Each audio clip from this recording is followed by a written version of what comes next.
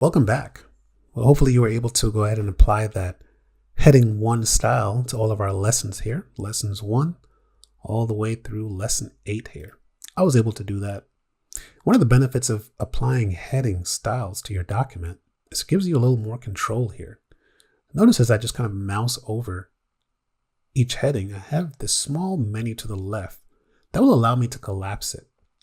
So what I'll do, I'm going to go ahead and collapse. I'm finished with lesson 1. I'll go ahead and collapse that. I'll kind of collapse lessons 1, 2, and 3 so we can focus on lesson 4. If I want to get it back, I can just click on it. It will come right back. It's not deleting it, just kind of moving it around here a little bit. Let's talk about managing lists here in lesson 4. Well, I did create a small list here. Eggs, milk, bread, salmon, my small grocery list here. I'm going to the grocery store, but I'd rather have this list in alphabetical order. So it'll just make my shopping experience a little more efficient as well. Well, did you know that you can actually sort lists in Microsoft Word? Same way that you will do in Microsoft Excel. It's true. Right up here in my paragraph command group, I have this small sort icon. It's almost hiding, but I'm going to go ahead and interact with that.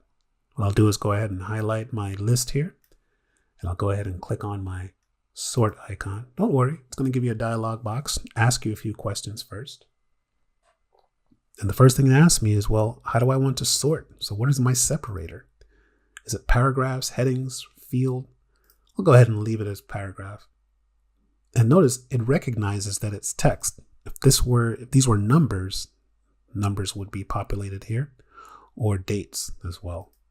At this point, you can choose whether you want it to be listed in ascending or descending order. I'll leave it as ascending order here. And most of these I can leave by default, right? My list does not have a header row. It's a basic list. I'll go ahead and click OK. And look at that. B comes before E, E comes before M, and M comes before S. Very good. Let's try that with the dates. Some dates here. I'll go ahead and copy some dates in here. Take a look at that. See how that works. So I'll just paste this in. Just as before, I'm going to go ahead and highlight those. Click on sort.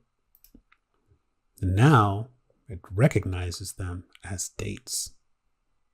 So I'll go ahead and accept all of these defaults here. I'll go ahead and click OK.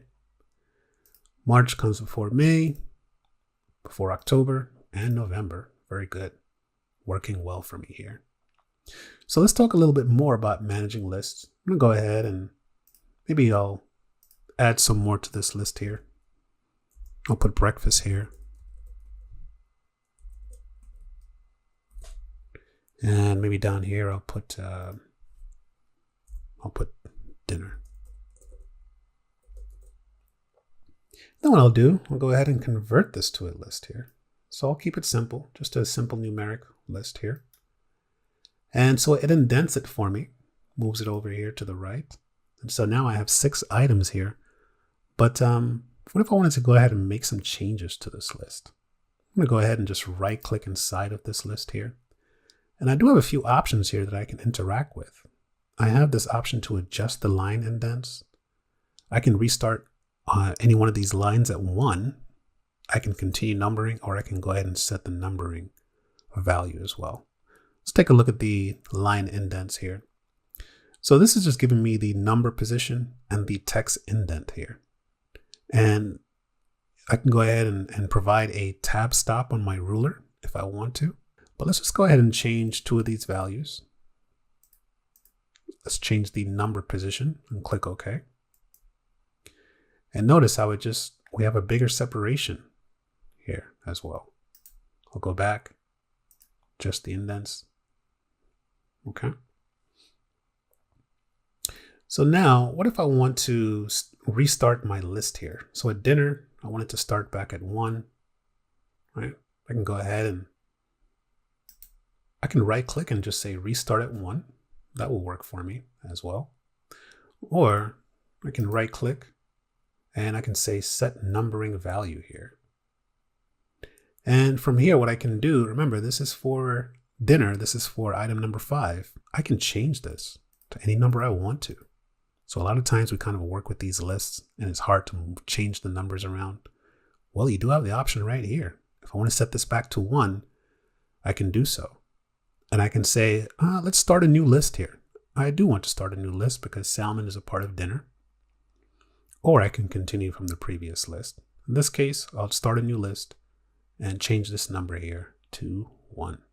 Go ahead and click OK. Very good. So now I have a new list here. And sometimes you may have to do that, but ideally the best thing to do is to make use of the indents, right? So if we go back to our paragraph command group here, we can go ahead and make use of the indents for each of those line items. So what I'll do is I'll go ahead. I know that these 3 are part of breakfast. So I'll go ahead and indent these over like that. So now they're A, B, and C. And I know salmon needs to be indented over as well. Very good. So now this is what I have here. Again, if I want to go ahead and change this, I can go ahead and change this as well.